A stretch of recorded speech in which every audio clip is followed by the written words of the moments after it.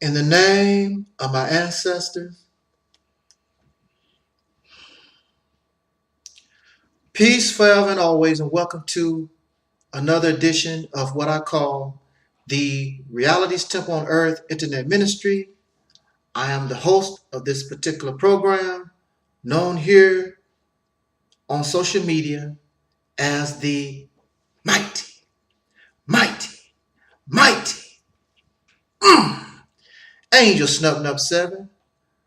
I am your brother, your soul brother, number one, and your friend, Taalik Ibn'rad. I would first like to say that one of the most things that I dread, one of the most things that would make me upset as a person would to be going to my final resting place, having done nothing as a man to help relieve the strain and the stress and help in bringing solution to a people that I belong to who have suffered in a racist nation going on 500 years. As an adult man, as an adult male who claims that he is a protector and a provider of women and children, but yet have done nothing to stem, to bring to a conclusion, to bring to an end this situation that we find ourselves in, and sit back and do absolutely nothing. I understand that me alone as an individual, I cannot do this by myself. During the 1960s and 70s, there were probably 20 to 30, maybe more black people, so-called black people. I call us the people of soul. The word black comes from out of a racist construct. There is no people, dark-skinned people, melanated people on this planet that call themselves black or African. I prefer to call us the people of soul like we did in the 60s and 70s. Thus was created Soul Train. James Brown was the godfather of soul, and Aretha Franklin was the queen of soul. We called ourselves soul brothers and sisters. What we produced in music was soul music. But there seemed to be a preference for black. And that is because since black comes from up out of racist construct, psychologically you become a racist. So whenever you hear black power and black conscience and all this black stuff, if you take the black away and put white, you see there is really no difference, as black is the child of Caucasian or pink racism. So to avoid the race issue, we become the people of soul. And in religious teachings, the soul is what gives the body life. The soul is the essence of life. Isn't that a wonderful description? What's wrong with that? I did not give this to us. This was going on before I was even born. It was an attempt to give us an identity, to give us some kind of pride that belonged only to us. So when you think about the people of soul, although Africans are related to us, they can't claim soul. Those in Nigeria can't claim soul. When you think about the people of soul, there's only one people that you can think about, and that is those who are the descendants of slaves born in America having dark skin, the people of soul. I truly hope that when I am laid to rest, and we all must die, but you should have some type of purpose, a reason for living, and my reason for living is to help these who are the descendants of slaves born in America come up out of this condition, or at least help towards that goal in the best manner that I know how. And the best manner that I know how is to bring to us reality. No more fantasy and fairy tales. No more spaceships coming out the sky to save us.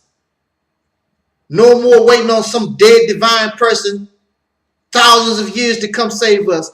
We must take the correct and appropriate action in order to save ourselves and create a path to secure our own destiny. But if you don't have vision, if your vision is clouded, or you rely on the vision of someone that no longer exists, and there is nothing creative in your own mental process, then we might as well stop complaining and just be content in being in a condition of a slave. Call yourself free, but we all know deep down inside, although you drive a Mercedes Benz, you have bought your own jet plane, your face is on the TV every day, but when they look in the mirror, they all understand that they come from a people, and we come from a people who are still in a slave-like condition. In fact, you and I are still slaves. We continue to even carry the name of the slave master that we know was forced on us, and we carry that name with pride. This should tell us something. So we all must die. What is your reason for living? And why do you fear death? Death is a part of life. If you have life, you have death. As one is dying, someone is being born. That is the reality of this life. I can admit that I was afraid to die. But I did things in order to clear myself of that fear. So when one of my relatives died, I would reach out to touch that corpse, even kiss that corpse. I would go to a funeral home and look at the bodies. I have VHS tapes talking about death and just looking at it. It's our reality, whether you or I like it or not. And it makes some of us afraid. That's why we cannot make the proper and appropriate moves in order to get rid of this problem that we have as soul people once and for all, because we are afraid. And that's why we stay in the condition. That's how we were brought into this condition. Fear was used. You are afraid. There's nothing wrong with fear, but you cannot become a slave and allow fear to control you. You and I must do what is in the best interest of ourselves. Let us stop being afraid. And if you are afraid, just deal with it. Do what you gotta do. You're scared, but keep moving forward. I was watching this documentary series called Hidden Colors by our brother Taalik Nasheed. I think that's how you pronounce his name. It is a wonderful series of videos. Hidden Colors 1, 2, 3, and now you have Hidden Colors 4. My only problem is when our struggle, when your problem becomes entertainment. How many hidden colors do you need? And now that it is no longer hidden, because now you know, what are you going to do now? So Hidden Colors 1 was released. The people are still in the same condition. Number 2 was released, still in the same condition. 3, and so forth. You still in the same condition, although the information is no longer hidden.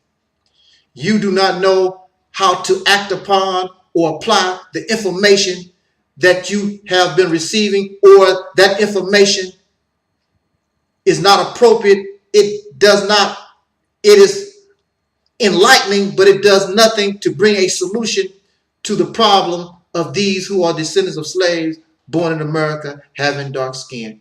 So Hidden Colors 1, 2, 3, and 4, it has become simple entertainment to make you feel better and be more comfortable in your racism.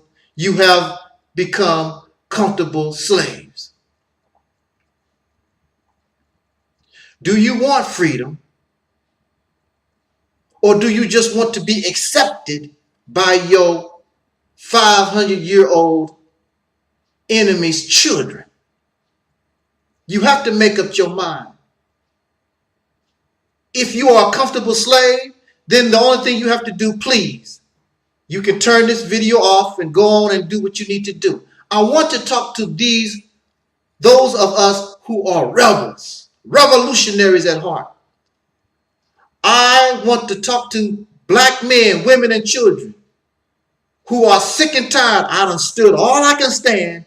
I can't stand no more. What is the real solution? I got to get this beast off my back once and for all. A lecture about Kemet is not going to get this beast off your back. Watching Hidden Colors is not going to get this beast off your back. We know this. You have tried it and you're doing it. And the problem remains. We have become comfortable slaves, and these things make us feel better about our enslavement. Again, I was watching Hidden Colors number 3. And at the end of Hidden Colors number 3, they began to offer solution. And I'm interested in solution. So I heard his solution and her solution. But I'm waiting for this other option. A solution is missing. I heard about education and politics and all these different solutions. But there's an option that nobody wants to talk about, especially black men, because the man is supposed to be on the forefront of the battlefield. We as men supposed to lead the charge.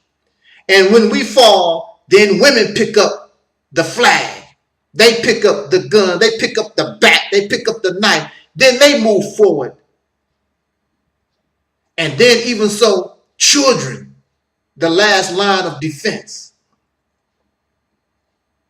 But man is to lead that charge, so you say, so you claim. A solution is missing. What is that solution that is missing? I was watching the news, I don't know when it was, but they say this all the time. And they say that the state of Israel has the right to self-defense. Here you are. You have forced another people off their land, taken it and made it as your own, and you have the right to self-defense. So here are a bunch of criminals who have done this, and they say when they are attacked because of what they have done, they have the right to self-defense. Now, why don't they ever tell us, we who are the descendants of slaves born in America, why they don't never tell us we have the right to self-defense? How come in Hidden Colors 3, out of all the solutions, they did not say anything about us having the right to self-defense? We don't have the right to become a revolutionary. We don't have the right to rebel. During the 1960s, 50s, and 70s, when our people were attacked by dogs, our children, our women were attacked by dogs and sprayed with fire hoses and all types of evil, lynched all over this nation. If Israel has the right to self-defense, how come the so-called Negro does not have the right to defend ourselves? Every dog, every fireman with a hose, every soldier, every police officer that was involved in the murder, the harassment and the oppression of our people, we have the right to self-defense. All of them should be dead. And they should be dead in 2016 when they take our people to jail on a traffic ticket and then they are found suspiciously hung and all kinds of other things that continue to happen in 2016. Nobody is paying for the life of the so-called Negro. But Israel has the right to self-defense, but we do not. It is going on 500 years. And as black men, as a people, we have never challenged the racist Caucasian people. Never. We don't talk about self-defense. You have the right to self-defense, but 500 years, we have never. There are pockets. There is Nat Turner, and there are other slave rebellions and whatever. But as a people, as a nation within a nation of people, because of fear, because of ignorance, we have done nothing. And because we have done nothing, because we have not exercised the right of self-defense, that is why they do what they do to us, because there is no consequence. It does not matter whether we win or lose a fight. What matters is that you fight and you gain a certain amount of respect. When you have a bully, and the racist Caucasian people in this nation are nothing but a nation of bullies towards us. And the reason why they bully us is because there is no consequence. But if they killed 2 of us and we killed 5 of them, they would have to rethink their actions and their behaviors, because there's going to be a consequence. If I cry, you're going to cry. If you lynch my wife, I'm going to lynch your wife. Going on 500 years. Now, the ironic and pathetic thing about this is we would join their military and we will kill for them. We would go on TV and protect the people that are bullying us. That's a severe mental sickness that the video series Hidden Colors is trying to cure. Many of you view Dr. Martin Luther King as a coon, as a shine. Black power family, blackity black, you so black. You are well beyond Dr. King. Ain't did nothing in the struggle at all, period, except sit on your computer and watch videos. But you can call Dr. King a coon and a sellout and all this other nonsense. Dr. King and those brothers and sisters in the civil rights movement, their method, their strategy was nonviolence, but they were rebels. They were revolutionaries. They told these crackers to hell with your law because it's unjust. I'm going to sit in the front of the bus. I'm going to sit at these counters. My taxes is help paying for all this stuff, and you're not going to treat me like an equal. So they rebelled against the slave master and his children. You have not done anything except live off the benefits of the coon and the shine and the sellout with your black power, hypocritical, fake self.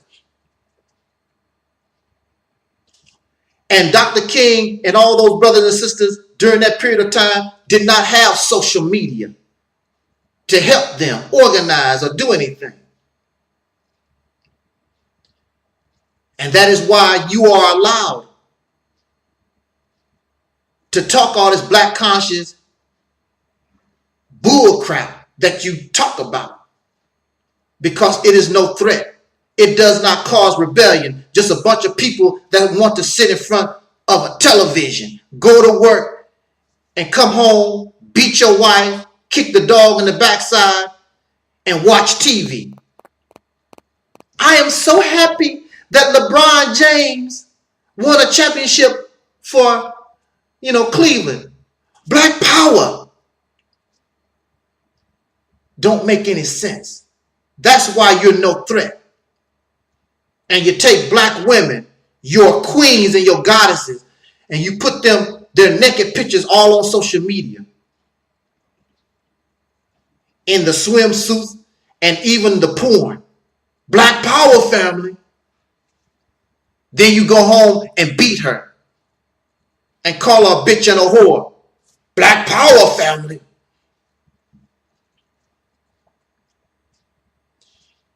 This is why black men sicken my guts. This grinds my gears. It makes black men look so pathetic and pitiful. 500 years. You have a people in 2016, 30 to 70 million soul brothers and sisters in this nation, but only a little handful will attempt to do something, and then the rest benefit from what you do. And then you have the nerve, you haven't done nothing at all, then you want to talk about those who are trying. I am trying. Many other brothers and sisters are trying. Not only trying on a video, but out on the streets, because the first thing that you have to do is bring a message to destroy the slave mentality of the mind. So Hidden Colors helps do that. The teachings help do that, but these teachings, what is offered, must inspire you to become a rebel. They must inspire you to become what is called a black revolutionary. Dr. King was a black revolutionary. Malcolm X was a black revolutionary. Huey Newton and the Black Panther Party, they were revolutionaries. And they had to take some type of action, whether it was good or bad. All thing they know is they had an oppressor. We need to stop this once and for all. And they did the best that they could do. And we should have learned from them, but we have not learned from them, nor have you progressed further than what they brought us. What are you waiting on? A bunch of comfortable slaves. Don't you talk about Dr. King. You haven't done nothing. You are afraid. Only thing you want to do is go to work for the cracker. Go home and get a beer and get in somebody's panties. Again, I refer to Hidden Colors 3. It was said in Hidden Colors 3 that one of the best things that the descendants of slaves born in America having dark skin done was attempt to cause a revolution among the people. And in this documentary, Hidden Colors 3, they say that the government of America don't never want to go through this again. You was on the right track. Rebellion Revolution is the answer to your and my problem in this country. Separation, not segregation, separation from these demons. So there has always been an effort, even then and even so now. The racist Caucasian people, the wicked ones in government, they make sure that they use their media to keep you docile. The preachers and the pastors, all these religions, even Islam, just keep the people docile. You talk big but won't do nothing, won't burst a grape. And they make sure that you have plenty of weed to smoke, drugs and alcohol. Make sure that you get a lot of ding-a-ling and pool woofer. You probably don't know what those things are. The sex. Make sure that you sex out of your mind. A lot of porno for you to watch. Make sure you're entertained. The Housewives of Atlanta. Whatever TV show that you like. Plenty of basketball to watch. And they smile on your face and offer you false friendship. Here you go. Just a few years ago, a black man would get hung quick for looking at the panties of a Caucasian pink woman hanging on a line. And now he gives that Caucasian woman to you. Here you go. It's not our best. It's our trash. Here you go, Negro. Thank you, Massa. I'm so glad you gave me Becky Sue. Me and Becky Sue, we's in love. Me's and Becky Sue, we in love for real. Not because I was a slave. Because I loves Becky Sue. And Becky Sue loves me.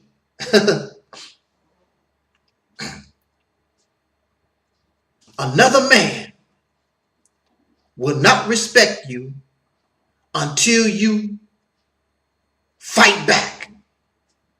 Until you earn his respect. He's a bully. You don't see him, these Caucasian people, they don't jump on folks they know can give them a whooping. They don't do that. They always attack those they know can hardly defend themselves. That's a bully. That's why you see the children. The children reflect their parents. The parents are bullies, and you have a nation of children that are bullies. I had a bully as a child. In fact, I was bullied from the 3rd grade all the way till I was a junior in high school. But it really didn't get real bad until I was a freshman in high school. And the only way that it came to an end, not because I went to the bully's parents, went to the school principal, we went to the police. Nothing worked. I had to take the situation under control. Unfortunately, I had to turn to violence. And when I brought violence, that ended that bully crap that I suffered since the 3rd grade. I was afraid. I was scared. And I told that bully, you can beat me up, but you're going to have to beat me up every day. You can beat me up, but Mr. Bully, you're going to have to sit on the toilet. And when you sit on the toilet, somebody might come in that stall with a knife and get that stabbing you. Mr. Bully, you're going to turn your back. And when you turn your back, there's a baseball bat and a concrete block. We're going to fight every day until you leave me the hell alone. This is the attitude that you got to have. Because if you don't, no matter what you do, no matter what you get, then the bully will come take my lunch money. Then the bully will take my school supplies. The bully will continue to do all these different things until I show the bully Not here. Not here. So you can build a school and you can have all these businesses. And the only thing all this stuff does is make you comfortable in your racism, because your bully continues to do what they're going to do. They're going to continue to discriminate, continue to put you up in jail, and they know that you're innocent. And all the different evils that they do to us every day, that's going to continue, and you got a business. Do you remember Black Wall Street? All that work, beautiful success, and within a few minutes, it was gone. And there was no consequence to those who bombed and killed and murdered, probably even raped. There was no consequence to them. So the same thing continues today. You want to build this and do that and be independent. So at any time your bully can come and take it from you, because he knows you're not gonna do nothing. Little y'all punkified sissies, you're not gonna do nothing. What's the sense of building something and you can't protect it? There was a scene in this movie called The Great Debaters with Denzel Washington and Forrest Whitaker. And Forrest Whitaker was a father, and he had children and a wife. He was a professor, I believe, at a school or something to that effect. I forgot what his occupation was. Anyway, he's driving down the road and mess around and hit this pig, hit this hog. And this Caucasian man and his friend come out of nowhere with their shotgun. Hey there, boy. You killed my hog. I'm so sorry, sir. I didn't see the pig. I'll be happy to pay for it. Yeah? What? And they gave these racists his whole paycheck that the pig was not worth. And the son, see, you don't understand, black man, soul brothers, you don't understand the effect our cowardice is having on your women and your children, and you wonder why the black woman complains, and you wonder why she don't respect you, because you don't and have not earned respect. She watching you all scary. This is not all of us, because there are many of you who are revolutionaries. There are many of you who are rebels, who are ready to take care of business, but you got a bunch of sycophantic punks that you are allowing yourself to listen to that keep you docile. When you and I know that you have the right to self-defense and it's time to take care of business, we understand that you're dealing with an enemy. They have nuclear weapons and all this stuff of mass destruction. But we also must understand you have the right to self-defense. You have people like in Palestine, they taking ordinary rocks and throwing the rocks at a tank. You know that rock can't do nothing with that tank, but this shows you their desire. And whether you know it or not, Israel do respect the Palestinians, although they know they can keep them in check with force, but they respect them people because those people fight them back and don't have nothing. You have no respect at all, period. None. Nobody respects you in America. Nobody respects you around the world. So when you see people in Palestine throwing rocks at a tank, you see people all over the world, they show their support and their sympathy towards these people in this struggle. And the same thing could happen to us, but we're a bunch of punkified sissies waiting on spaceships and aliens and whatever to come and save us. So the son is looking at his father, Forrest Whitaker. Wow, you know. Not only did Forrest Whitaker give these racist demons his whole paycheck. Then the crackers turn around and asked him, well, told him, you're going to help us put the pig in the truck. So he reached down, put his hands on the pig and helped them move the dead pig out of the road. How humiliating. How odd. See, you have no honor. You keep talking all this man stuff, but you're not a man. And they know this. But later on, the son, I don't know how the conversation, how it happened, but the son had a conversation with Denzel Washington. Denzel Washington was a rebel, trying to organize the farmers and things to try to get a union together or whatever. And at that particular time, the government and so many people was against people organizing labor. And so he talked to Denzel Washington and came home late. And the father, who just gave his whole paycheck to a pig farmer, old dirty, racist pig farmer, hey son, why you late? Daddy, I don't want to talk about it. Was you out with that girl? No, Daddy. Well, what you was doing? So he's going to try to make here's a father that was just punked out by a pig farmer. Now you want to make demands on your son. And the argument got to the point where the son said, you didn't do all that and say all that with that pig farmer. Then the father slapped the son.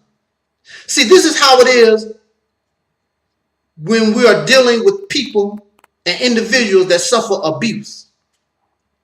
Study what abuse is, and you will see the same thing in a people, because the so-called Negro, these of whom I call the descendants of slaves born in America, we have been in an abusive relationship going on 500 years.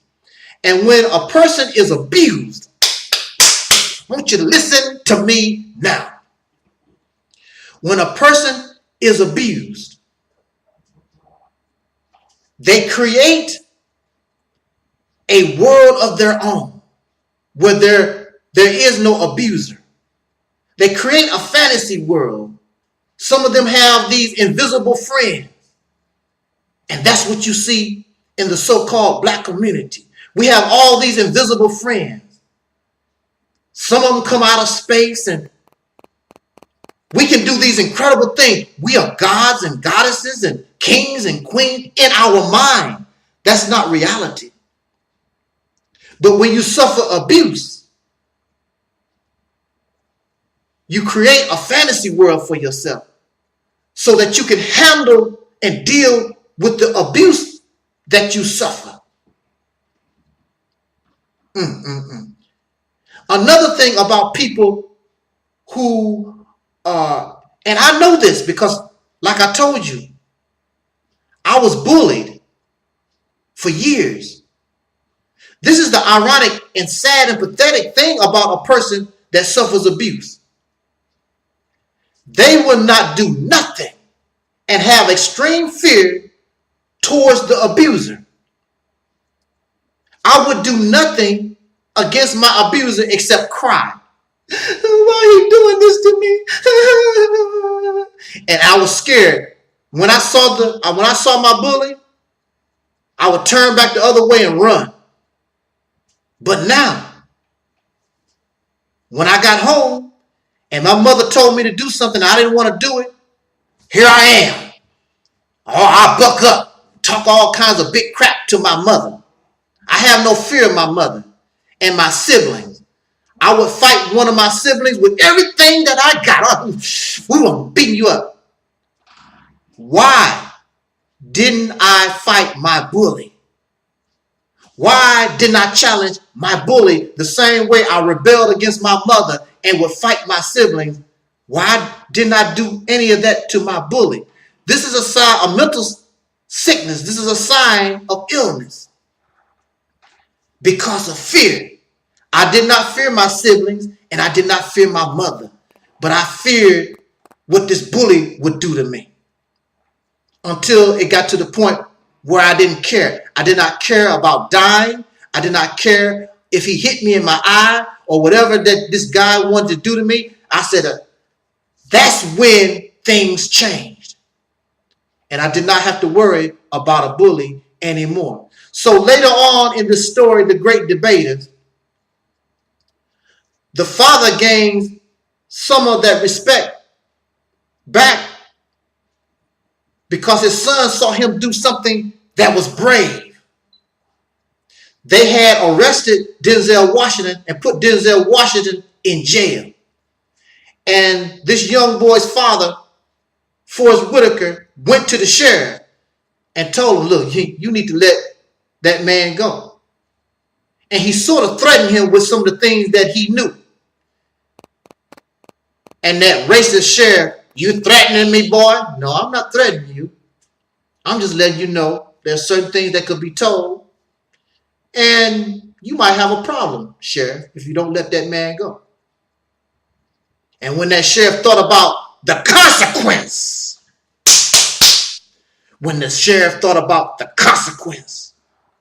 there is no consequence for killing black people in America. But when there's a consequence, then that raggedy sheriff talking a bunch of stuff like he big and tough, he still took his sissified self back in that room and let Denzel Washington go. And you ought to see that the son of Forrest Whitaker, he was so proud of his father.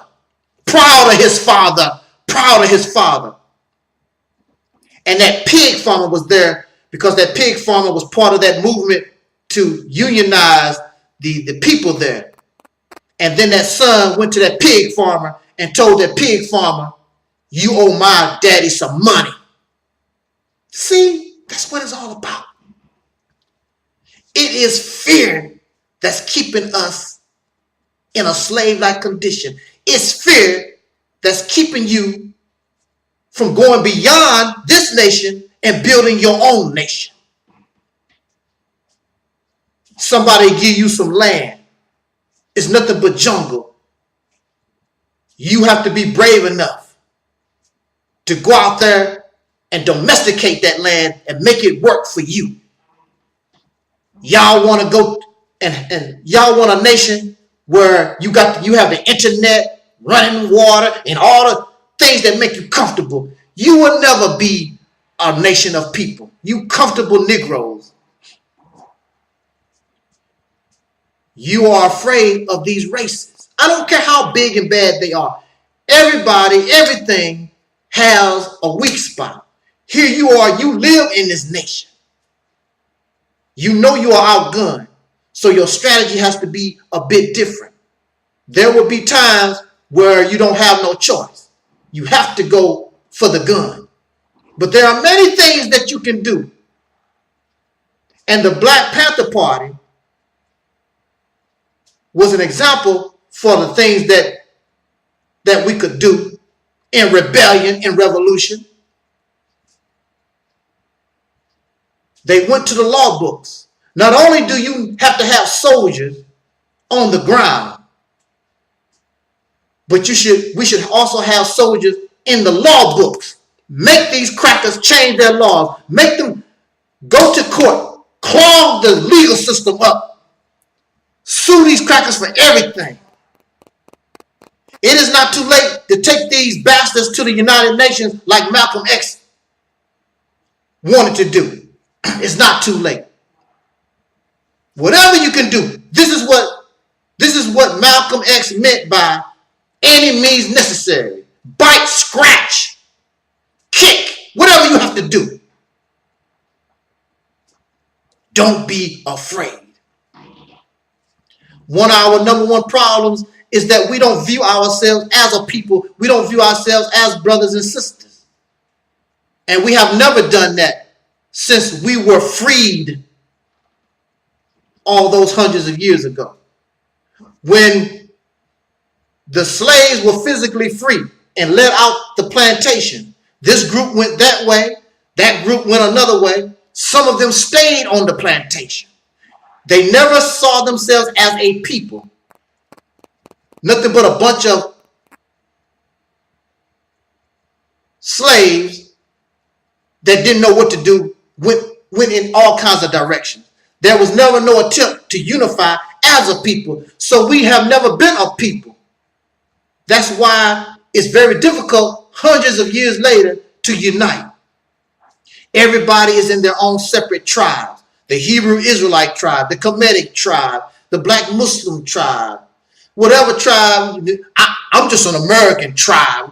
Whatever tribe you find yourself in, that's the reason why nobody respects us, because we are divided. So if the Black Muslims are attacked, you don't care. That's on them. You don't see them as a part of yourself. And the enemy knows this. And we are so stupid, we don't know how to come together based on what is in the best interest of the common good and the common purpose. We want people to adopt our religion, our political beliefs or whatever. I'm not interested in Jesus. I'm not interested in Muhammad. I'm not interested in having a third eye. Well, brother, you know about the third eye? I only care about the two eyes. And then there are those of you, y'all fly out your body and all these other, the beliefs is countless. I'm not interested in that. I just want us to be liberated. I want us to be free. And you can do whatever you want to. I mean, that's on you. The Caucasian people are different. You have Mormons, you have Christian Caucasians, you have pedophiles, you have whatever difference you have in them. But if you attack the United States of America, all of them will come together, no matter what they are, and they will fight you like hell. This is the mentality that the so-called Negro, the descendants of slaves, born in America, having dark skin, the people of soul, that's what you and I must have. When you are involved in revolution, one of the first things that you must do, you already know about your enemy, but you must clean your own house first. There are a bunch of enemies within that are internal. I believe it was during the Chinese Revolution. It had got to the point where people were killing their fathers and mothers and sisters and brothers and uncles who were against the revolution. Unfortunately, when you are trying to be free, when you're trying to establish and become an independence and gain respect for yourself as a people, and you have people inside your own self that is fighting this, it must be done.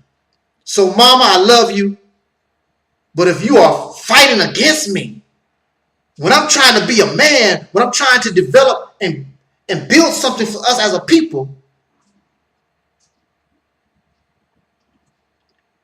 I guess maybe you could tie them up or something. Unfortunately, they are in the way. They have become your enemy. They are siding with your enemy who wants to keep you a slave. Dang, mama, daddy, brother, sister, why y'all want to keep us a slave? I love you, but you got to go. I love you, but you got to go.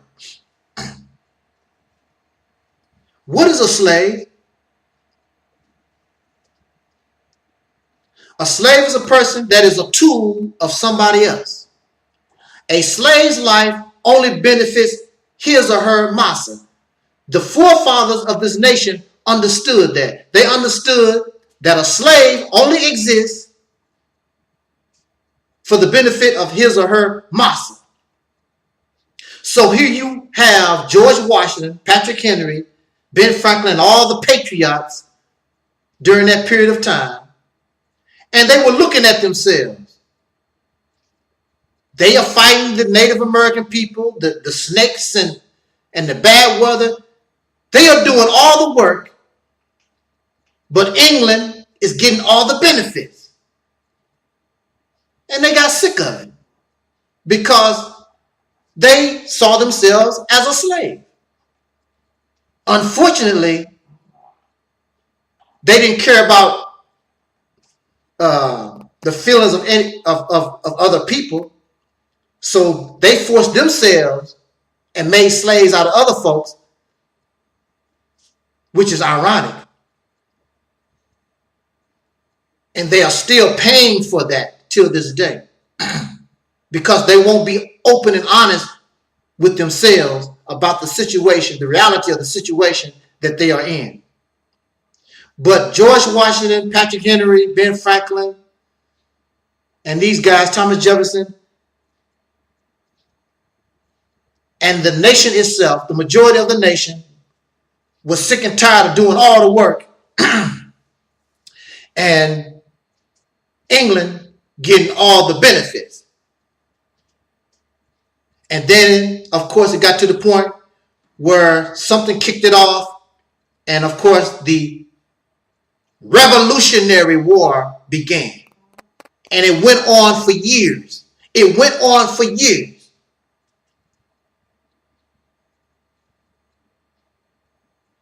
Start the revolution, it would go on for years. But if you do it right, be persistent, be sincere, express tenacity, and brothers and sisters, we will win. Because the enemy is a bully and they don't want to suffer the consequence for their actions. So George Washington. So the modern day racists, they know about hidden colors. In fact, I saw a news story, and the Caucasian people, they were talking about hidden colors. So they are helping Taalik Nasheed promote hidden colors. And the reason why they are going to help Taalik Nasheed promote hidden colors is because hidden colors is not a threat. It's educational. It's entertainment.